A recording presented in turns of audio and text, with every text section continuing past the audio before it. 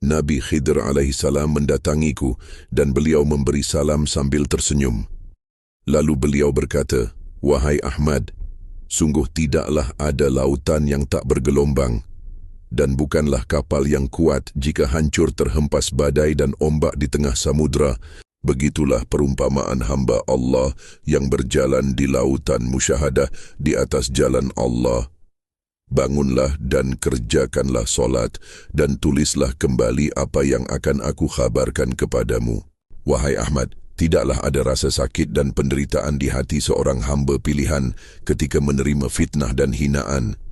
Disebabkan hati seorang hamba pilihan jauh dari sifat hubbu dunia, dan tidaklah seorang hamba pilihan menangisi dunia kecuali menangisi peristiwa di banyaknya kemaksiatan dan kezaliman, lalu ia bangkit menjalankan perintah Allah hingga Allah mendatangkan penolong-penolong yang kuat. Sungguh bukanlah perisai besi yang melindungi seorang pejuang, tapi kepandaian dan kepintarannya dalam mengendalikan perisai untuk melindungi diri. Begitulah akal dan hati, hingga selamat seseorang dari bujuk rayu syaitan dan syahwat. Wahai Ahmad, sungguh telah Allah tetapkan atas jalanmu, hingga dirimu menjumpai 21 dan melewati 21. Tidaklah ada yang tinggal bersamamu kecuali orang-orang yang memahami bahwa segala yang kamu kerjakan adalah atas perintah Allah. Sungguh mereka yang menjauh setelah duduk dan tinggal bersamamu tidaklah menjumpai kebahagiaan melainkan dalam sehari saja. Apakah ada jalan yang lain selain jalannya? Sungguh Allah hendak menjadikan mereka contoh terbaik atau contoh terburuk akhir zaman jika mereka mengetahui. Bukankah telah nyata pertolongan Allah atas perahumu? Lalu mengapa dirimu menjadi ragu dan takut? Dan tidaklah yang pertama memahami bahwa Rasulullah telah memilihnya. Sungguh ia termasuk orang yang beruntung jika ia bersabar. Wahai Ahmad, aku tersenyum kepadamu disebabkan kakekmu yang mulia mendatangiku dalam mimpi malam tadi. Dan beliau menyampaikan beberapa kalimat tentangmu yang membuatku tersenyum.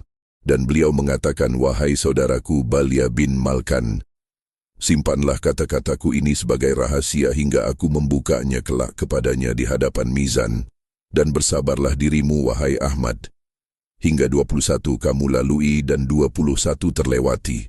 Wahai Ahmad, tidaklah menjadi beban bagimu, dan bukan pula dirimu berdusta. Sungguh telah nyata mimpimu tentang 2 orang laki-laki yang menusukmu dari belakang.